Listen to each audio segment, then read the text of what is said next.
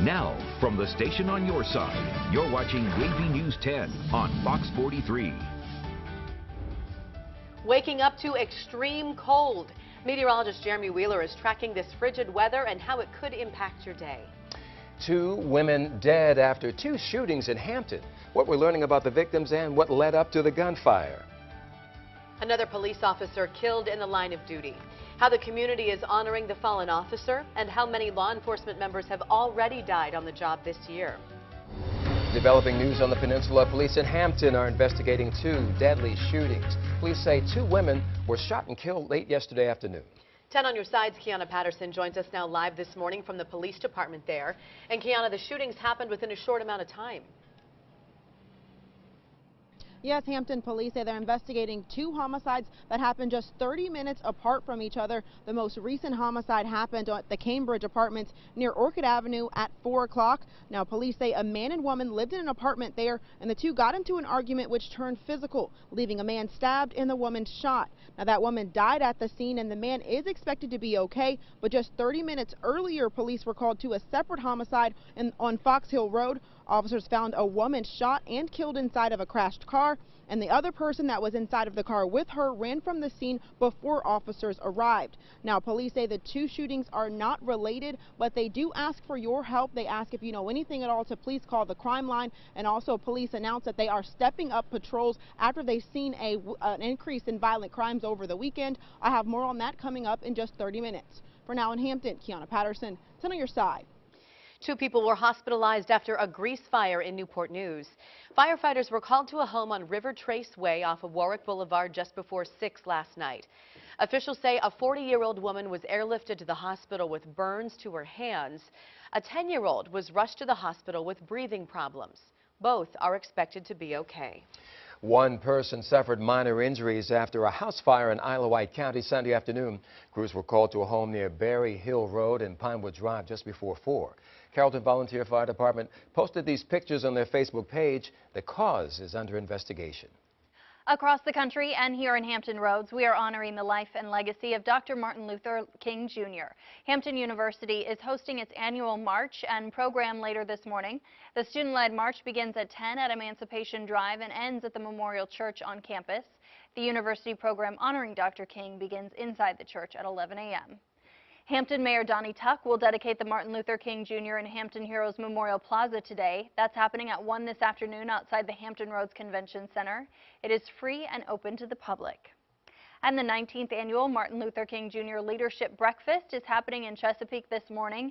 It honors leaders from all backgrounds and ethnicities representing business, education, ministry, firefighters, and law enforcement.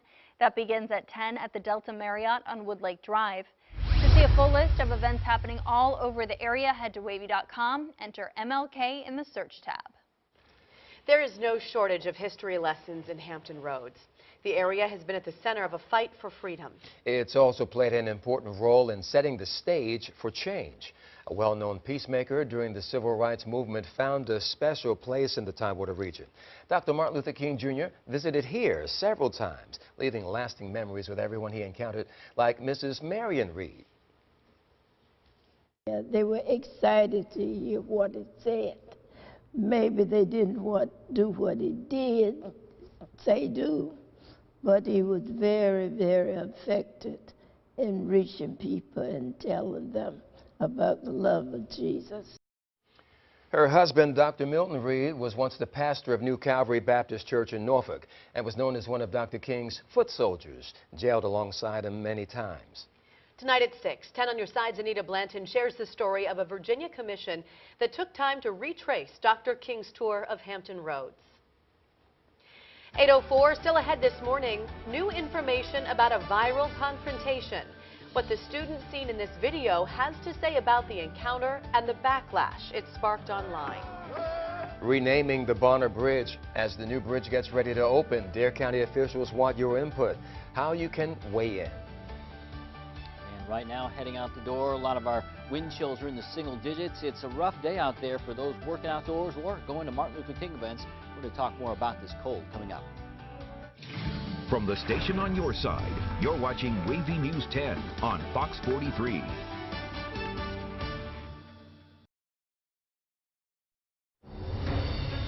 8:44. Our top story this morning is this frigid cold temperature setting in across the area. Winds combined with the Arctic air are creating chilly conditions from northeast North Carolina to the eastern shore. Meteorologist Jeremy Wheeler shows us how long the frigid air sticks around and when we'll see a warm-up coming up in just a few minutes. Well, despite the cold temperatures, our region didn't see any winter weather over the weekend. Yeah, but Lex, not everyone on the East Coast escaped all of the problems from this. Oh, definitely not. North of here, this blast of winter crippled some states. Over the weekend, the storm brought freezing rain, heavy snowfall, and drastic temperature drops to more than 40 million people from North Carolina up to Maine. At one point, it was so bad, tractor-trailers were ordered to stay off the roads in some parts of Pennsylvania. Road crews were working around the clock. It's going to be snow, sleet, freezing rain. We're going to be out here until probably Monday morning. This could be a scary part right now as we think about the freezing, thinking about the wind and making sure we do everything we can to keep power going. The storm also made travel dangerous. Thousands of flights had to be delayed or canceled yesterday. 8:45. The shutdown showdown is developing news this morning.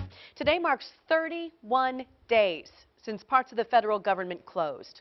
Now, President Donald Trump is out with a deal that he hopes will bring Democrats to the table.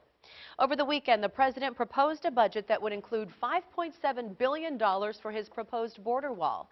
In exchange, he would offer Democrats 3 years of legal status to 700,000 so-called dreamers.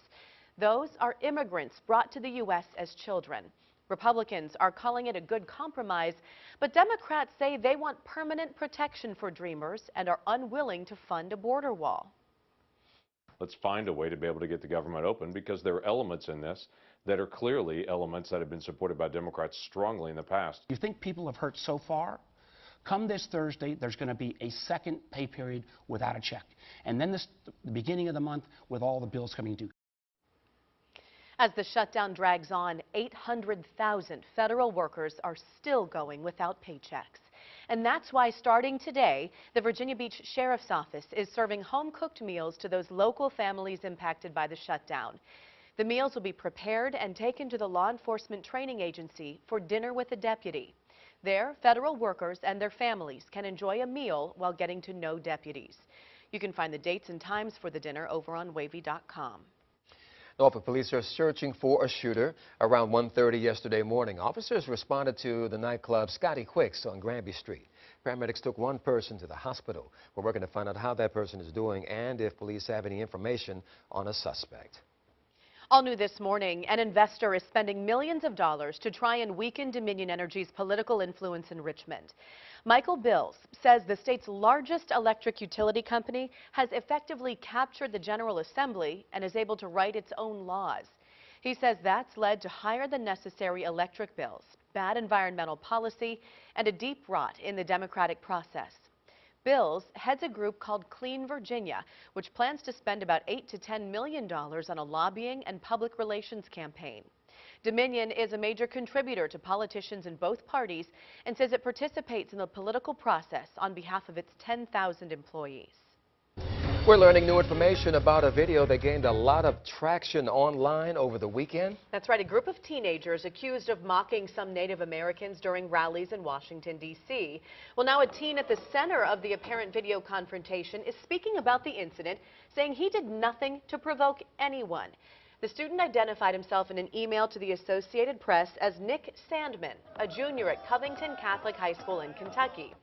Sandman says the students were waiting at the Lincoln Memorial for buses Friday when 4 African-American protesters there began insulting them.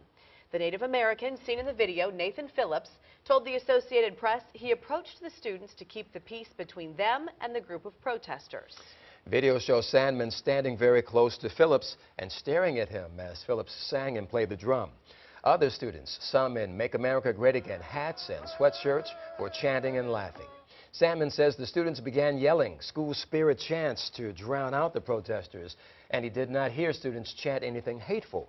Sandman went on to say that he is mortified that so many people believe he was making fun of Native Americans. Time now is 8:17. U.S. and North Korean diplomats met in Sweden over the weekend, but a lot of what happened has been kept secret. We also found out President Trump and North Korean dictator Kim Jong-un will meet for a second time.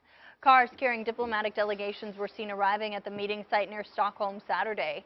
The meetings are a part of stepped-up efforts to end the standoff between the U.S. and North Korea. The meeting between President Trump and Kim is supposed to happen before the end of February. A diplomatic source said after their first meeting, things ground to a halt, so the meeting in Sweden was to get the relationship moving forward again.